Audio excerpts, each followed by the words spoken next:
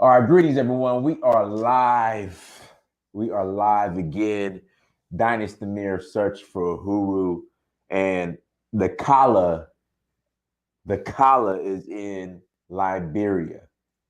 He's in Liberia. You can just tell by the door behind him. That is a Liberian door. That's a Liberian door. Old That's school. old school. He is in Liberia, everyone. A couple of announcements. Make sure you go to dynastymirror.com. Make sure you go to dynastymirror.com. And guys, this needs to be on your reading list. I mean, these books, Sales Motivation 101, Kinky Hair is Queenly Hair. You know, these books need to be on your reading list. Go to dynastymirror.com and grab your books, like, share, and subscribe. Also, while you're there, make sure you join the email list so you guys can stay up to date in regards to what's going on with Dynasty Mirror, the brand. Got some announcements coming down the pipeline, you guys. Like, share, and subscribe as always. Also, could you spell or key in the title? Also, okay, again, we are working. We have our fundraiser going on for the Chuck Brammer School in Bo, Sierra Leone. So make sure you go to africapersonified.org. Again, africapersonified.org. Guys, make sure you go there and buy a copy. Contribute, donate. I read your message, Dartavian. I just got brain. I don't know, just went somewhere else. So make sure you go to africapersonified.org. Again, go to africapersonified.org and contribute to the Chuck Brammer School. Again, please contribute to the Chuck Brammer School, and then go to ileamir.com. Go to ileamir.com.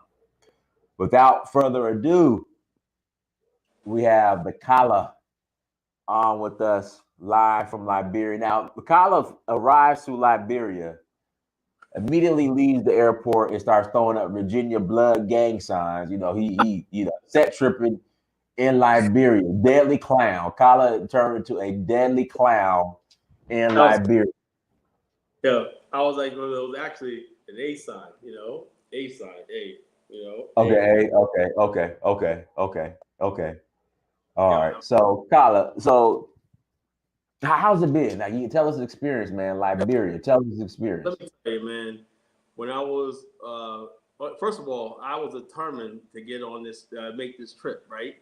I barely made it here because it was a snowstorm, as you know. The other night, Sunday night, it was snow, right? And basically, they almost canceled the flight, And what happened was the planes, they had to get all the ice off it. So we had 45 minutes of de-icing. I never seen that before, de-icing the plane, Really? Yeah. So that happened to me a couple of times. We were just on the tarmac and they were just de-icing, like spraying the stuff on it. Yeah. Yeah, so they had de-iced the plane. They was like, well, we'll let you know what's going on, folks, and whatnot. So, okay, it was expected sales, it's safe to fly. I was like, thank God. I mean, like I said, first class service, man, food, everything. I watched several movies. I watched Black Panther, going into Wakanda. Remember that? We're home, and they go into the Wakanda thing. Right. I was like, yo, I was just getting my Black Panther, going to the homeland on, man. They got the Brussels, right? And get off the plane, right? And there was like a lady with some French. Oh boy. That, I guess the generator ran out. I don't know. Guys, hit that like button. Hey, you hit the like button. I mean, Kala, come on now, man. Come on, bro. Let me hit him up. Come on, Kala. I know the power didn't go out or the internet went out. Kala, come on, Kala.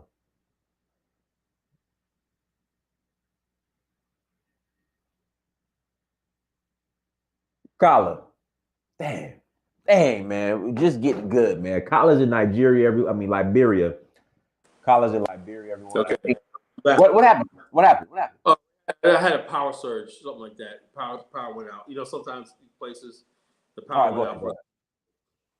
No, so when I got to Brussels, right, and I was just so pissed because, first of all, they taking COVID to the extreme over there. Every last single restaurant was open. It was a 4-hour layover, right? So when I got in, right, it was like, okay, the lady was like, you Africans go over there. I just felt so good, Yeah. Because I just flew Brussels going to Freetown, and so they had was it the long line where they wanted to recheck your test? They That have line four times. Yeah. And reach out. So you just ask for the guy would just ask for my passport, visa, and everything. And in Liberia, they got a $75 COVID, completely unnecessary swab test, right? Yeah, they made you. One of the Liberian stipulation was you have to show that you have $75 cash on you before you board the plane. You know, so pull out like $1,000. Like I don't have any money. You know, and they're like, oh, okay. They said we just have to see verify that you got money on you. You know. So I got that. So I know I'm gonna get hammered $75 or not, you know. But the thing is, the flight from Brussels on Brussels wasn't as good as United, you know. They didn't have as many movies on the thing, so I was bored because they had these boring movies on there. So basically, you had no internet, so whatever, you couldn't do anything. But I learned something, right? I learned something, right? And my girl Sine, that's hosted me really here, you know, she was talking about the same thing about the fall of Liberia Air. You know, that's a show we need to talk about. We're gonna talk about. Liberia used to. Liberia was the Black Hollywood. Liberia was the Hollywood for Black folks. Liberia, all the planes going to Africa used to go to Liberia first because it was the Beverly Hills, the Hollywood, everything for Black folks. Everything was. This place was set up to be a black heaven on earth. You know, as was. You look at it, everything. The Ducor Hotel, Hotel Africa, everything. They had the beaches all the way down the coast. There's nothing but beachfront properties, everything. Still to this day, you know, you can see what this country was at one time, you know. And so I get here, and also we refueled and everything in Sierra Leone, right? Because people are, I forgot, it's like a circle. People are getting on from Sierra Leone, right? And I said, when all those people got on, I said, oh, the plane's up there. We're going to play. No, a whole bunch of people and filled all the row seats even more, right? Were coming from Sierra Leone to go to Europe, you know? I said, oh, get it. So why do we spend 2 hours in Sierra Leone? Sierra Leone got their stuff together. They're refueling and restocking the plane. That's where the money's at, you know? So Liberia is just getting the service, right? It's telling you how damaged this country was, right? And that's why Delta had to cut their thing with it because they didn't get their stuff together. Say, look, we need a place to refuel. If you can't refuel, Liberia has its own oil refinery. And planes from all over the world used to come to Liberia and refuel. Matter of fact, the U.S. military used to fly planes when they were doing reconnaissance. That's what the conflict was.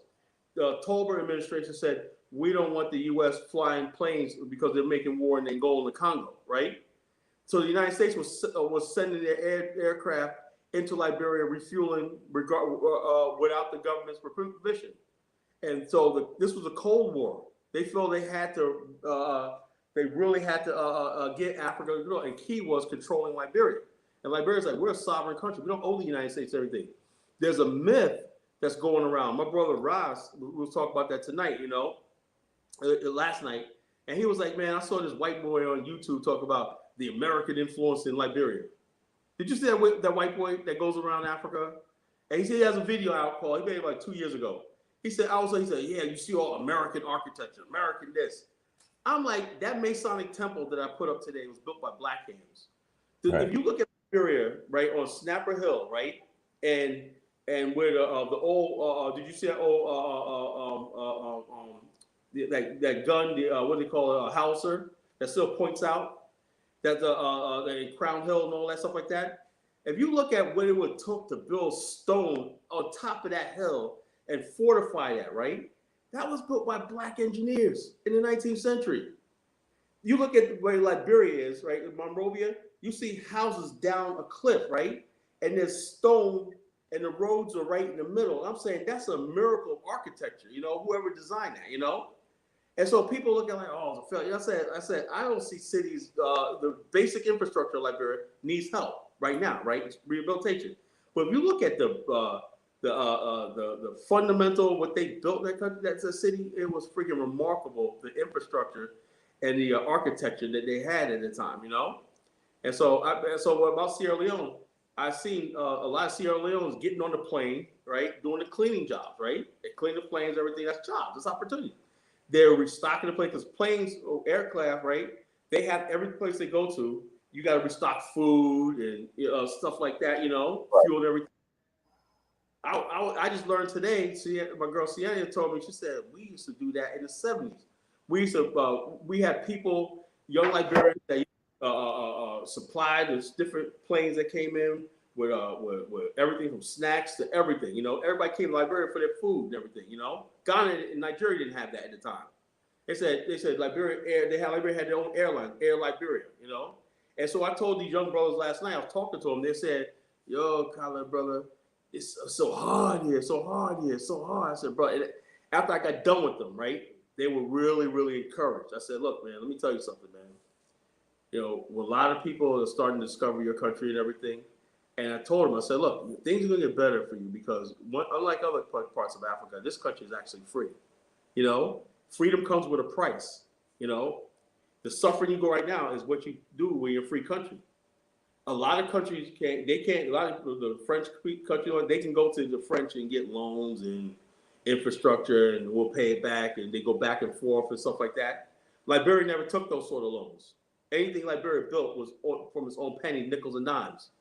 You know, I said, so you don't have French and everything. You go to parts of the Ivory Coast right there, and you see stuff written in French and whatnot. You know, the French mining companies and roads built and everything.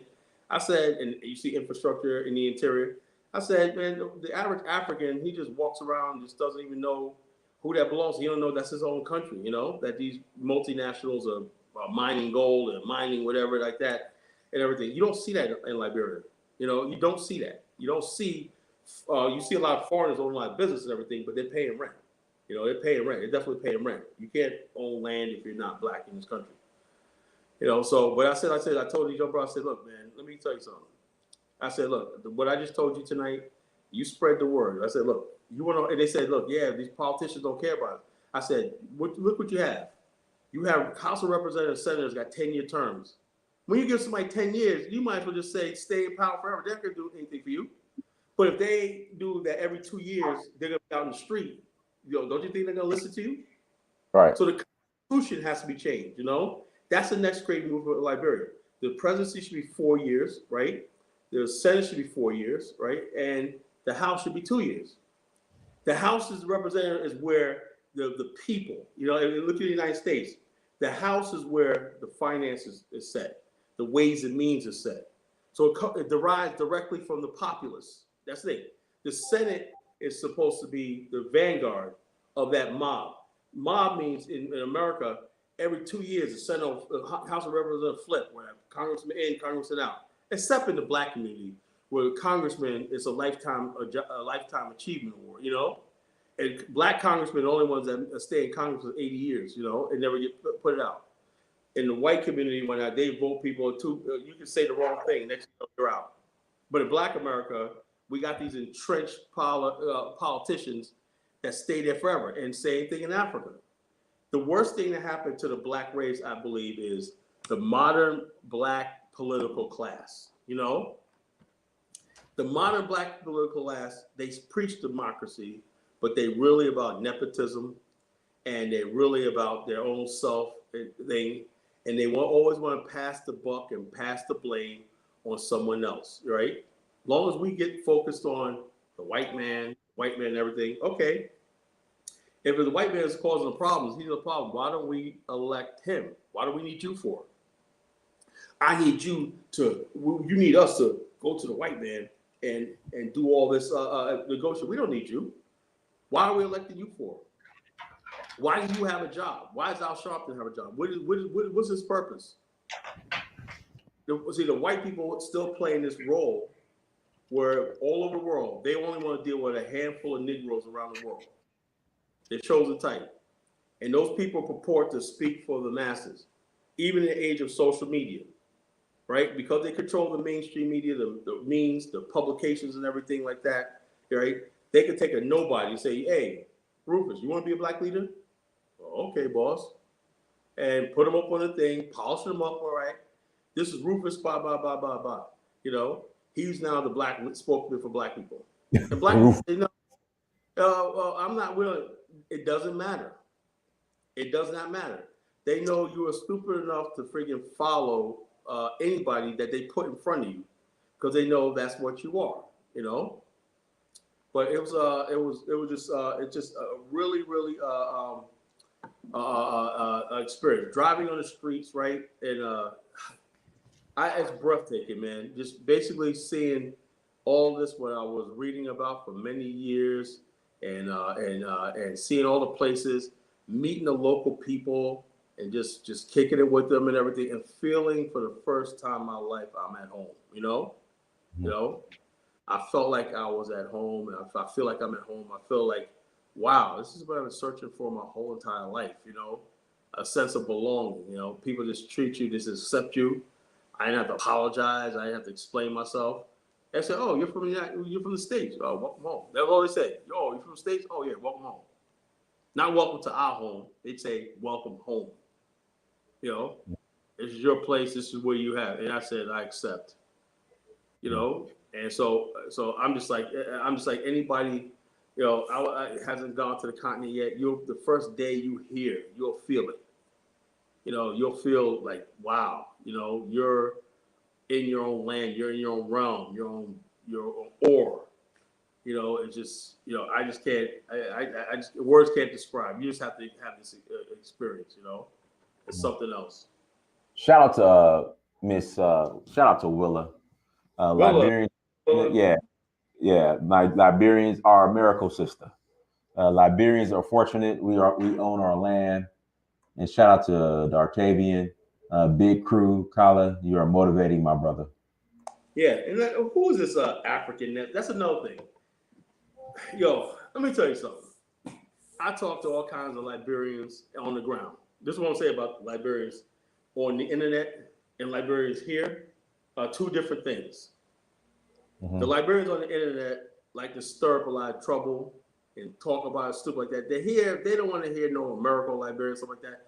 They don't want to know what's going on right now, And every time on the radio stations, Dinus, all they do is talk about Black American history, Liberians are discovering the strength and the greatness of their connection to Black America, And I'm like, almost like in tears when I'm listening to my driver driving around, and they playing Nigerian music, African American culture music, everything like that. And they always integrate where they'll talk about, oh yeah, Martin Luther King said this, Marcus Garvey said this, and everything. And I'm saying, man, and these people, when you see the churches and you see the mosque, you see brothers that look like Nation of Islam types, I mean, it's like a little Black America right in Africa. Then you got the women with the thing carrying the stuff on their heads and whatnot. Then right, you in Africa, but these are your people. And you go to any place and you just sit there and you just kicking with people and everything like that. You're among your people and everything. It's just unbelievable, unbelievable, the sense of belonging I yearn for. I've always belonged, that sense of belonging. Contrast to Black people in Virginia, we don't speak to each other, All right. We don't speak to we don't speak to each other. Down I hear Dinus, first night I got here, right? We wanted to go to Sophie Rock Beach, and this, oh my God, in Congo Town. Did you ever go to Congo Town when you was here? Mm-hmm. You drive to Congo Town off Old Road? Yeah. Yo, I was on the back road, right? Roads all chopped, tore up, and everything, right? But you could tell, but every house is in a gated community, gated compound. The door, they have 4 or 5 buildings in one place, like a compound, security, whatever. I don't know what they need it for, but it's like, it's so peaceful. I'm walking down this dark alley, dudes coming out of everywhere. I'm like, oh, so then I'll sit next to what's up, how you doing, pitch black, and people can't even see each other, right? And I'm walking with young brothers, right? They're sitting there talking, talking their jobs. Like, as soon as I walked past, me and my girl, first Sienna, and the kids got quiet. How you doing, sir? Yes, sir. They're so respectful of adults. No, sir. You ask them something, they sit there and talk to you and answer your questions and everything like that. How you doing? How's school? You talk to them, and these kids want to learn. They got their school uniforms on and whatnot. They're going in there. I mean, I'm just like, and the people have very little, but you always see them laughing, and they got so little. And I said to myself, Black America, you got kids with $5,000 in his pocket. Phil, he got to go shoot somebody because somebody dissed him. Somebody did what? He dissed me or not. yo, you gonna put some respect on my name? What? I'm gonna pull up, you know. And speaking of which, your boy Stiletto just killed his cousin. Who? Stiletto, the Who that? whip, the nene, that nene, let He it killed his. whip. Killed his cousin, man. Every day, and I'm looking at my phone notifications. I'm sitting there getting my push notifications, right? Okay, so let me ask you this, caller. You're in Africa now, and Yeah. I know you love America. I know you love America, caller. I know you love America. Or let me say this: you love the contribution Black America has made to America. I'm like But this. Kyle, let me ask my question. Kyle, my question is: you being in Liberia now, and you loving the contribution Black America has made to America, Right. like what are you holding on to in America? Well, one is my family, my business. I have a business here and there, Mm-hmm. you know. And it's like I said, if my whole thing is like Sine, right? She was born in Liberia, right? But her kids mostly were born in America, right? And you talk to Sine, she talks more about she knows about She lived in Harlem, Brunswick, Flatbush. She lived in Philly, all these places. She got kids in the military, everything. She said, look, what's unique about the Liberian experience is you can go from Liberia to Black America back and forth and everything like that, like it's one thing. And so that's what made Liberia so strong at one time, you know? And she's back and forth. She traveled back and forth. She has a house out here, is what I'm staying at, right? She has properties in Liberia. She's part owner of the beach, the beach house, you know, a beach resort, right? So she goes to America. She makes money here, you know. I'm gonna tell you right now because it's really hard to make money in Liberia. I mean, I'm not gonna lie to you, you know. A lot of these Liberians, man, like I said, every time I have a chance, man, I'm like, keep your change, you know, keep your change, go ahead, keep your change, you know. Mm-hmm. You got young kids out here with breads on their head walking down thing. And yo, I've never seen anything in my life. I got out of a car at the corner of Randall and Broad Street. I thought Delancey Street. Brought that downtown, right? Like downtown, like yeah. Holy Jesus. There's vendors selling everything on the sun down there. And then everybody floods you, whatnot, you know, man. So I went there and bought some sandals. I forced to wear some sandals. I want to fit in, you know. And I went down there. They're selling everything, you know. I mean, so many people getting their hustle on, everything like that, right? And the bottom line is this: like the Liberian life, right here. You know, Liberian life. Now, if you're a politician, something like that, and you got a salary, that's one thing. But the average Liberian, right? They said one thing I learned to do, right? There's an affection for Charles Taylor. I said, well, what do you got? I said, brothers. I said, what do you like about Charles Taylor? I said, when he was here, we had work. I never hear I'm not going to throw Black America under the bus. We work hard. I get that. You know, I get all that, right? But these guys, when Black America, when we talk about we have a good job, we're talking about a professional job, right? When we look down on manual labor and stuff like that. These young men said, man, I just want to work. If I can make this much money a day, I'm good. I can feed my family. I can be a man, you know? I keep my dignity, you know? I keep my dignity. And I said, that's good. Never lose that. You know, never lose the dignity. Like the guy I hired to drive, right? And I tell him, man, he's like, you know, first he was like, sir. I said, don't call me sir. You know, I said, don't call me sir. And I said, when we go out, right? I said, sit down. I'm buying you lunch. Okay. Every time we eat, whatever like that, drinks, John, get yourself a drink, you know? And I said, you know, I'm a man just like you are. And he told me a story tonight that he was working for the government, but he got laid off. And so he said, this extra money he's making for me really helping us. So I'm glad to help you. I put the gas in the car. I bought a new tire for his truck, his SUV, and so like that, you know. And this guy is just amazing, you know, and so humble. And so therefore, what I'm saying is this though: when we finally do come to Liberia, like I said, if that coup never happened, right, Dinas, I wouldn't be in America. There'd be no need for me. But the infrastructure and stuff like that, right? What Black America could do, right, is visit. And when you come, right, take $1,500 and say, I'm going to spend this with the local people. And we got tens of thousands of Black Americans. Right now, there's a lot of Black Americans going over there and stuff like that, right? No, you know what Black folks are going now? Talem, Mexico. Talem, Mexico. And that's all about is if people going to Mexico and stuff like that. You want to get your racial ambiguity on. You know, and I'm going to tell you right now, if the dudes are looking for women, these Liberian women are beautiful, stunning. You know, I'm just sitting there like, whoa, if I was younger, jeez. I mean, beautiful and womanly, you know, they're very women, very feminine. And also, I'm saying like this, I'm looking at the gender wars right now raging on YouTube, right? Black men ain't shit, manosphere, womansphere, you know, Kevin said, all stuff like that. There's none of that over here. There's none of that over here. So how is it that you have, so that's what I said. America has a lot to offer, right? I got a business that I'm building here, a multi-million-dollar business I'm going to build in a couple of years. It'll be a multi-million-dollar agency, right? That's what I do. But I would like to take that success, right, and transform it to Africa, you know? I want to, like I said, the whole thing is this. It's all about what, Dinus? What's the organization we created? The Black what? African what? Infrastructure organization. That is what we need. That is what's holding Africa back, right? There's key things. I said to myself, why is it that there's not this was proposed decades ago. Why isn't there a high-speed rail linking Freetown with Monrovia? No one ever thought of that. You know, I've thought of these things for years, right? Liberia doesn't have a coastal highway.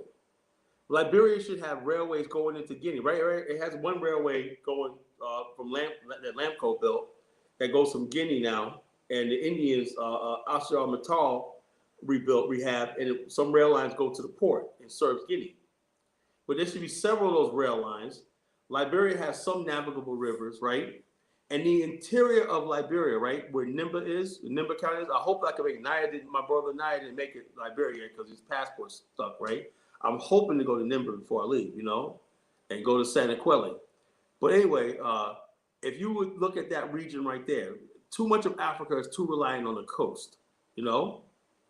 If there was you could build a rail, highway, pipeline system and corridor between the interior of Senegal right there. It was proposed 30 years ago. I read the bit. Going all the way down through the outskirts of Liberia, through the Ivory Coast to Abidjan. So you can go from Dakar, Senegal to Abidjan, right? And then all the cities in Liberia and the interior of Ivory Coast and Ghana would connect and everything. New cities and towns will spring up, right? And not only there won't be coastal cities, outposts of colonialism, right? There will be internal cities with infrastructure in the interior that will develop the economy just naturally, you know? So these major infrastructure projects need to happen. Once that happens, you'll see the standard of living of the people in West Africa grow, you know, because people aren't dependent on the West and all this stuff like that. Africans will be trading with each other. Not only that, air, right? The African airports and everything have to be upgraded, you know, and like it's a shame. How did Liberia have such an advanced aviation system in the 70s? In 2021, all the refueling and restocking is done outside of Liberia, you know? So these are things that people, like I said, when I explain these to these brothers, they say, nah, that makes sense. Hey, Colin, Mike said you look like Samuel Doe.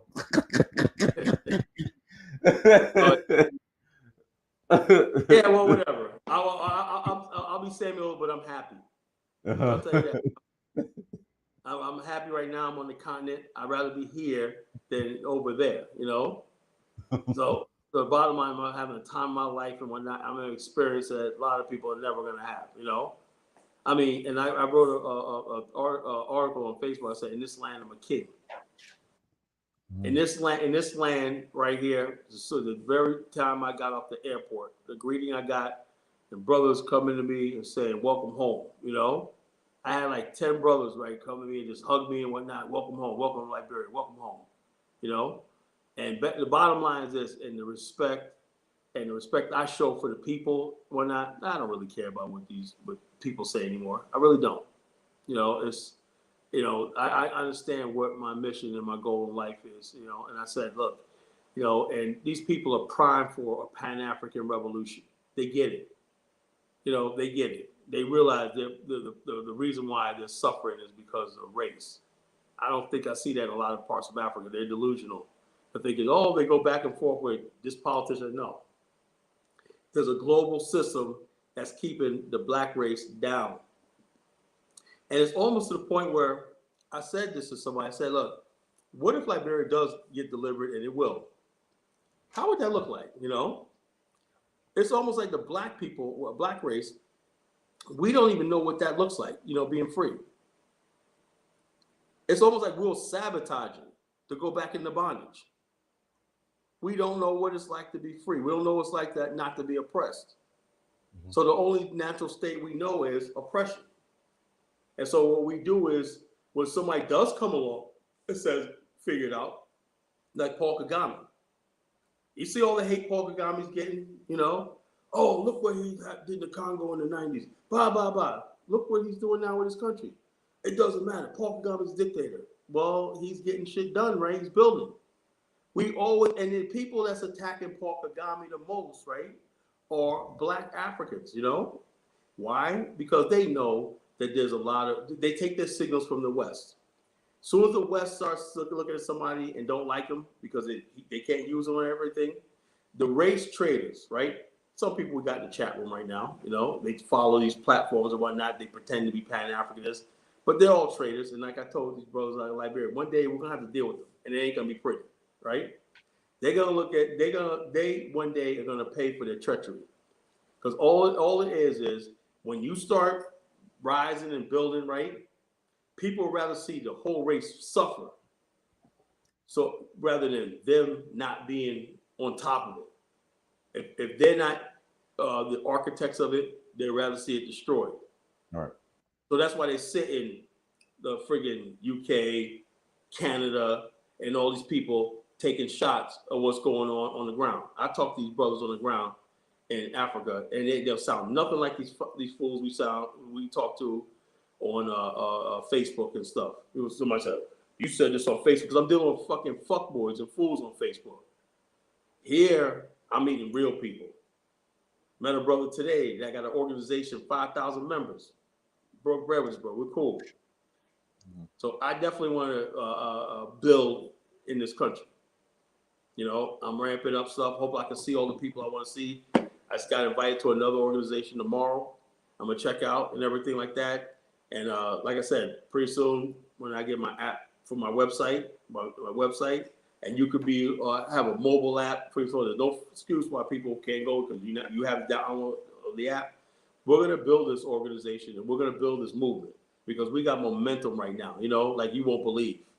You know, Liberian tourists. I'm friends with Brother Ross, or Liberian Tourist Association. They are really serious about building Liberia and showcasing that this is a place you want to come to if you want a piece of Africa and everything. Right. Don't mean everybody got to move here, you know. Don't mean everybody got to move here, but you come here and contribute. You know, that's what I do. You know, I come here and contribute how I can contribute. You know, I'm much stronger like that. You know, one day it might be a situation where I could walk away from my business in America and settle here, but that's not right now. You know, and about like my contribution with Black America. Look, Black America did a lot, but let's be honest with ourselves. Who really owns Black America anymore? Right now, Kamala Harris is a Black American, you know, and her family is the first Black American vice presidency, you know, first Black vice presidency in the White House, you know. So who really is Black American, you know? White people decide, Joe Biden decides who's Black. He told you, if you don't vote for him, you ain't Black. You are nothing. White people decide who our heroes are, who our history is, and what the direction, right? I'm like this. I'm a U.S. citizen, but I consider Liberia my homeland. Because when I got off the plane and the last 3 days I've been here, this is the first time in my life I felt like I was at home. I don't need a citizenship, you know, for that.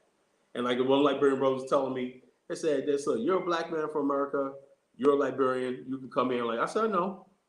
I know anybody tell me, and nobody will tell me anything different since I got here. You know, I don't need all that paperwork of a citizenship and all that stuff that people, a passport and all stuff like that. Say I'm good. So I come here, I can stay for a few months, I can stay for a year. I can do what I gotta do and everything, help out and participate and everything like that. And then, like I said, I might be off to Angola, I might be off to Kenya, I might be off to Dubai, you know. But the bottom line is, what I want to do is make Liberia the base camp for the Pan-African movement. You know, that's what we want to do. We want to make this the capital. This is where it all started, right? So you don't have to be here, but this is ground zero. You know, so when people start coming here, and when people recognize that alone, and I'm looking at also too, I see a possibility of the coast of West Africa competing in the IT world. You know, we're going global and remote. Right. It's going to come a time where people are going to set up offices in Antarctica and operate from there. We're living in a global world. And so the bottom line is, why can't we build ITC centers and locate businesses here, business? Everything's on. Look at Jeff Bezos, you know? Can you show me where the Amazon is at? Can you? No, they just got little depots here and everything. And the bottom line, everything's working on Uber. Can you show me where the headquarters of Uber is? No one knows. That's the world we're living in, and this technology is not going anyplace. Where's Bitcoin at? You know, we don't know, but we know it's there. This is a chance to even the score. You know, those old borders and boundaries and the stuff like that don't apply anymore. You know, so that's a thing. You know, guys, hit that like button again. Guys, hit that like button. If you come to the chat room, please hit the like button. Does anybody want to come on? No? Yeah. Anybody want to come on and challenge the Kala? You want to challenge the Kala, everyone? Kala's in Liberia, so do you want to challenge the Kala while he's in Liberia? And then somebody named Abi Somali says, Kyle Jensen, did the local apologize for selling their ancestors? That's stupid shit. Nobody here is talking about. All we know is we're from, and this is a beautiful land, and we love this country. We love this land. Everybody loves this land here. You know, Liberians know what they got. You know, and so I'm not gonna sit here and talk about, oh, we sold ancestors. All that stupid stuff don't mean nothing. When you're sitting on the street talking to the average Liberian, and we're just kicking it, man. These guys are talking. We're talking about music. We're talking about sports. We're talking about politics, and we're politicking to death, man. Hey, these kids on the street, man. Yo, Kala, man. Yo, man, I just broke it up. I'm just breaking fly on people, just get my New York style. And they're like, yo, man, thanks for coming here. They're checking out my Nikes and whatnot. Your brother out here got some style, man, How you Liberian motherfucker got Jordans on and whatnot, They're checking me out, okay, yeah, this brother got swag, he got his style, he's good, he's good, so, and, it's just amazing, man. It's just amazing, that, I don't have to apologize for who I am. I'm not gonna ask about no damn like that. It's all about moving forward. Everybody knows, shit happened on both sides. You had this group and that group, but the main thing is we have the chance to build. We have a chance to build. We have a chance to build for the. Email is in the chat room. Again, email is in the chat room. Uhuru at searchforuhuru.com. Send me an email. I will send you the link, and you can call in and challenge the Kala, who's in Liberia. Oh, my favorite troll, Audrey. People that talk shit, but they never call in. You ever notice that? What kind of life do people have, man? Just some all day, just troll, and that stupid country. They got snacks. Liberia got everything under the sun here. I don't know what was going on in Ghana, but everything under the sun, man. Me and my girl went grocery shopping yesterday. Packed the refrigerator, everything, Got everything here, man. Went to the market, got some fish. We fried fish for 2 days, sitting on the beach with wine, wall kicking. We were sitting on the beach today, under a little shade. You got a little bar out there and everything. Every house here from Caesars Beach, everything got private beaches, right? Where they got their own little grill. They got the little stuff where you can get coconuts and just, look. This place is just set up to be a freaking paradise, Hey, Colin, have you been to RLJ yet? We're going to Caesar's Beach Sunday. Caesar's Beach. I think Caesar's Beach is near there. We might go, but that's gonna be a whole other day. We're going to Caesar's Beach on Sunday. We're gonna have a party and cook out. So every night, Diners, man, it's a party. Every day I did a daytime. I go politics, meet people, whatever. Man, the relaxing, sitting by the ocean, kicking it, right, and all black people, and we're sitting there just saying what we want to say and everything like that. And knowing that this land was never colonized, knowing that this land is free and everything, that's the freest feeling you're going to get in the world, because no ass white man ever, there's no white monument, no nothing here, This is truly a black country, and that's what I love about it. It may not be as developed and everything, but when you get here, you at least say, this is home, Carl, I'm getting married, but the bottom line, I can look, man. What am I going to say? I see beautiful women. I'm not going to say nothing. No. Lord have mercy. I'm trying to give the message to you bros out here, man. You want to go to the Dominican Republic, Brazil, Mexico, and that. You want to see some fine African women, beautiful women. I mean, women are in shape, and just, Diane, you know what I'm talking about, right? I know something. Lord have mercy, boy. These Liberian women take care of themselves. They look good, and so I'm just like, whoa, and they all feminine and all sweet and everything like that. It's all good. It's a pleasure just to be around them, so it's like this. Oh, Lord, who is this? I have the American Colonization Company. If you really believe, why don't you call in and debate me on that? American Colonization Society lasted 15 years and they got kicked out because they didn't know what the hell they were doing. They said they're the most incompetent people on that. And the settlers said, look, man, we don't need y'all. We got this. In 25 years, they took over the administration. And 20 years later, there was a republic that said to the world, this is our land, stay the hell out. And it was recognized. That was unheard of in the friggin' in the 19th century. All the world was colonized by Europeans, but Liberia kept its independence. And kept its independence because they were being nice.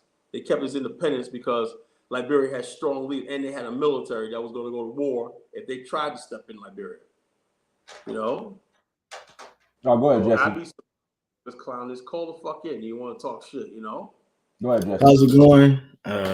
Prince Dinas, Brother Collar, I'm a short-term listener. I really just got put on. So first and foremost, congrats for making it to the motherland. Honestly, I don't know how exciting I'm going to be. I really don't have anything to, I just have questions. So for the most part, when I hear you talking, it's full of so much passion and idealism. What are some of the ways that you think that we could finance for example, Liberia's infrastructure project? I'm assuming they don't have a strong tax base. So, who would fund this? Well, the thing is, we're here is, like I said, people are trying to survive. You got kids out there selling breads on streets. When I try, the thing about here is everything's cash, right? And they don't take coins here. They don't take coins. They're useless. That one thing could improve something.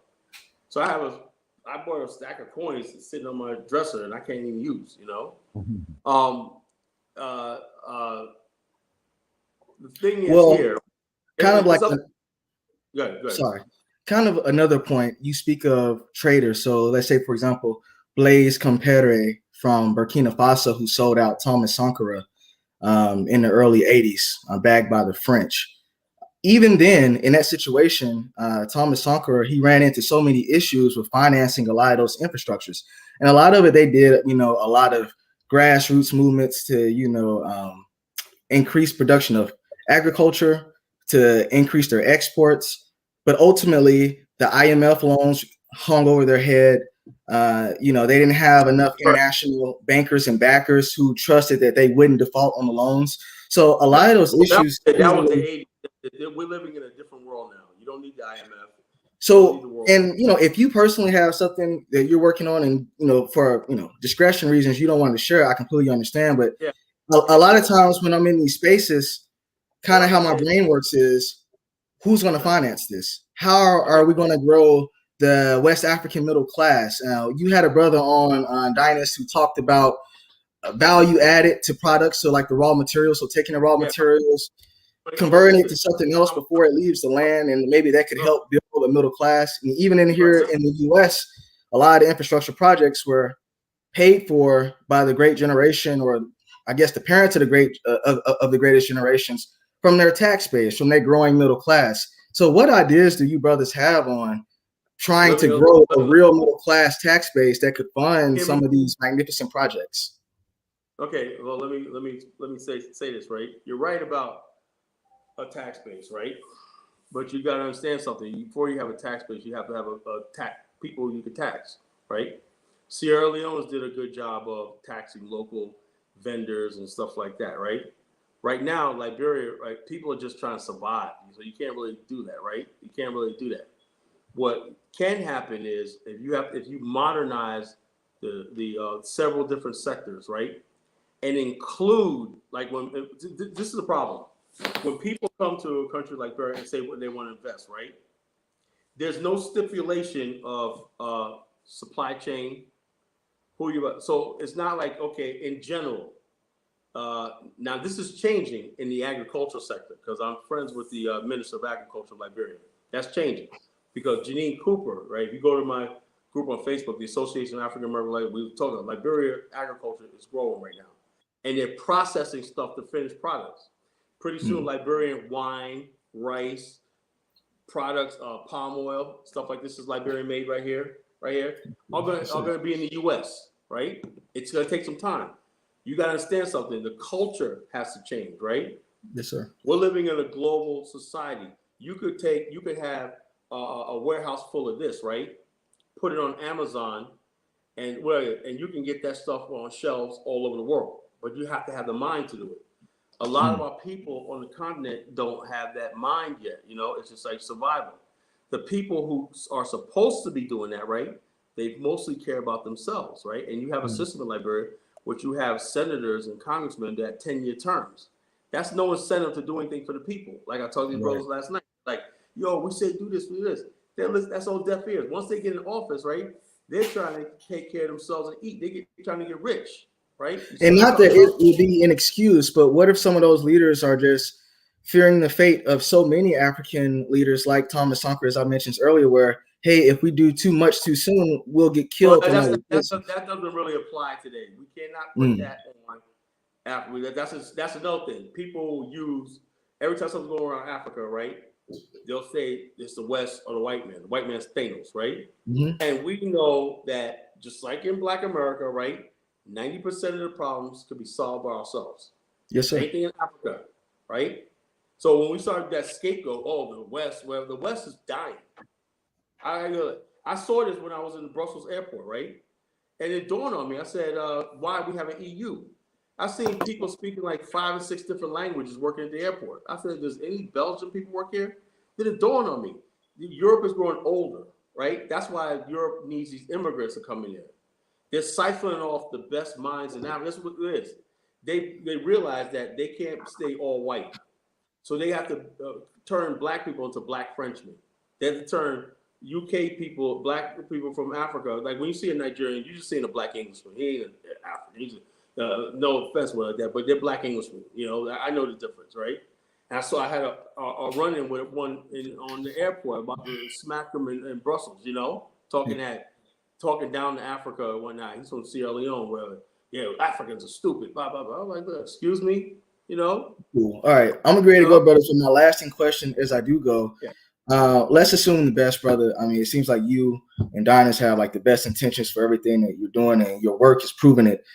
If let's say it's 5 years later, a Chinese firm comes to you and says, "Hey, listen, I think that we can work better as partners. We'll offer you $10 billion, but we have a 20% or a 30% stake in the project. Would you be open to it?" That's my final question. It depends on the project, right? It all depends on, see, this is what it is, right? If the Chinese say, I got $10 billion, well, first of all, people don't give you nothing unless they're going to benefit in the long run, Right. You think how your enemy thinks, right? Mm-hmm. Liberia historically has refused a lot of deals, right? that kept them out of the Rothschild banks and stuff like that. The only country in Africa that never sold to the Rothschild banks and stuff, and the IMF and everything, you know? Liberia before the 1980 coup had a plus surplus, and they was receiving no aid. They were on a trajectory, right, to be the head of the African Development Bank, the Mono River Union, you know, the West African Power Pool. Liberia was the one who spearheaded that. Also, the OAU. So we look at this stuff now in Black America, right? No offense, right? Like, oh yeah, we could have did this, we like that, but they don't understand something, right? Like I know these men that Sekou Touré, Kwame Nkrumah, these were serious men. And it's gonna come a time where Black people are not gonna have the comfort of America no more to sit back. Oh well, this or that. No, there can't be no failure, no more failure. They can't no more mistakes. The Japanese, right? The reason why they honor their ancestors, right? Because their ancestors made decisions for them, right? That they're benefiting from today. Everything they said, what if Japan didn't do the right thing during the conflict with Kublai Khan? Japan would be a part of the Mongol Empire. What if Japan didn't do the thing, didn't expel the Portuguese and all these people in 1690? You're right, 1690. What was it? 1691, right? They expelled the Catholics, the Portuguese. They got them out of there. They beheaded Christians, everything. The only contact with the outside world was this small island the size of your backyard. It was called Deshima. Well, somehow I'm still here, but Brother Dinas, as I go, I'm a member of the Divine Nine. I think you're a Nupe. I'm an Omega. Do you see anything, especially with our younger frat brothers? I see just a rising level of consciousness that we didn't have 10 years ago. Like, 10, 15 years ago, we were still bumping Boosie, Gucci, like all this kind of talk wasn't popular at the time. You were like kind of the guy on the side in Africana studies program or something. As more of our young brothers and sisters who are graduating are falling in, because it's just so trendy to be conscious right now.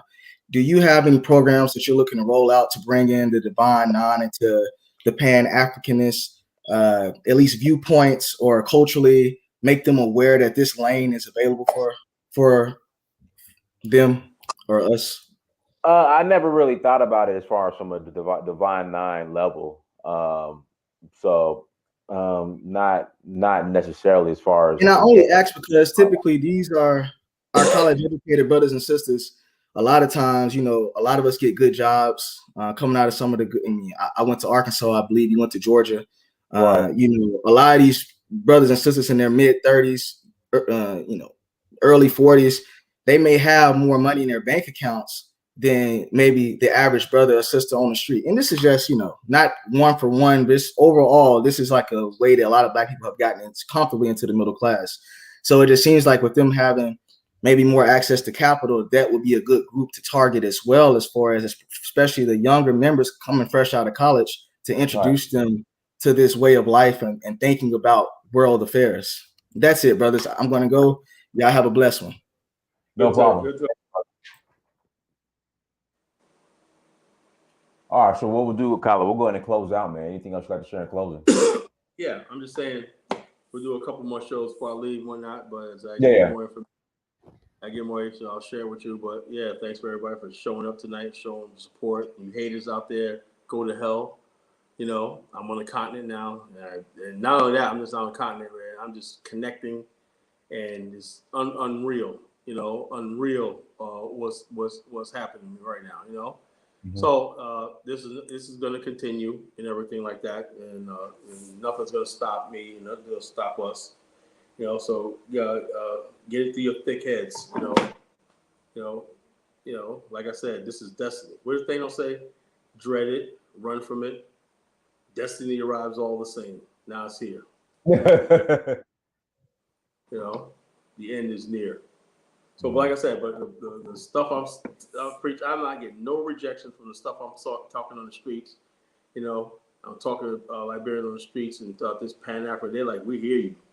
So, the bottom line is this movement right here is going to show who's real and who's fake.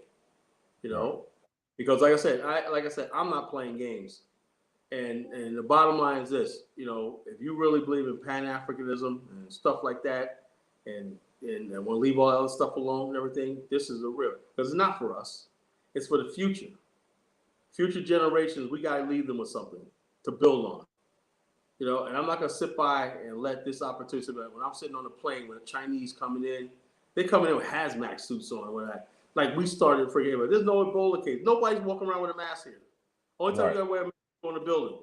Right. And China got a nerve to come here with all this headgear on, like we started this shit, you know?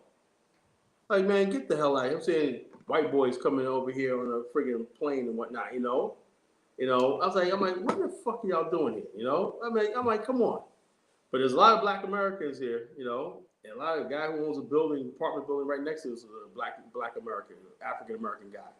You know, and Liberia say, oh, we see brothers here all the time, man. They come in and whatnot, you know, it's happening. So what can we do? Get involved and find something to do. First of all, when you come here, have a skill. You know, I would love to be able to bring my insurance business, but Liberia is not the country for it right now. I realize it would be, but it's not, right? And so therefore, in my case, I couldn't port over here, right? But one day, when we figure all this out and everything, and right now there's so many people here making money. It's in agriculture. You want to get into agriculture here and manufacturing, you know, and real estate, the opportunity. You can actually own property here. So if you want to come here and invest and own property, set up whatever, that's money coming into the country. As we attract more people to the country. I'm friends with the heads of the Liberia tourist program. Liberia has no tourism industry. Huge opportunity for Black America and Liberia to connect, do business. And we don't need deadbeats here. You know, we don't need deadbeats. I just want to be home. You know. Hey, Colin, we'll talk offline about the tourism. Okay, yeah, okay. I got the guys. I got the people. That's the head of the tourism thing. You know, and so the top people. You know, so the bottom line is they're like, yo, look, you know, we want to do that thing next year at Providence Island, you know, the celebration of the landing, you know. So therefore, what do you say? What about Liberia? The bottom line is Liberia. Liberia. If it wasn't for Liberia, Africa would have been colonized into the 90s. Because the argument Winston Churchill said was Africa could never be free. The argument of the British in Africa was we have to save the African for themselves. The fact that you had a Black republic on the continent, right, was a symbol of Black people that could do something. So all African countries owe it to, like they said back there, Nnamdi Azikiwe, founding father of modern Nigeria, you know, he said in his book, he said, if it wasn't for Liberia, he said, I used to make my case with the British when we wanted independence. I said, well, look at Liberia. That's why Liberia's been a thorn in there. It was an accident in history. It was a purpose for us. But to the Europeans, that was an accident they're trying to rectify by trying to discredit this country. All right. So therefore, the respect that Liberia has to have as a first Black republic, not just America. Like we said, the Chinese, we don't need the damn Chinese and everything like that. We need other African countries. We got so many Nigerian billionaires. Don't come here and just throw money around and mess with the girls and that. Get involved and build, you know. Get with Liberian partners and make Liberia the place of business where an Angolan and a Nigerian get together instead of like that. It's neutral ground. It's always been that. This has always been a Pan-African place. This is where Patrice Lumumba, Nelson Mandela, and Kwame Nkrumah met in Monrovia. Right.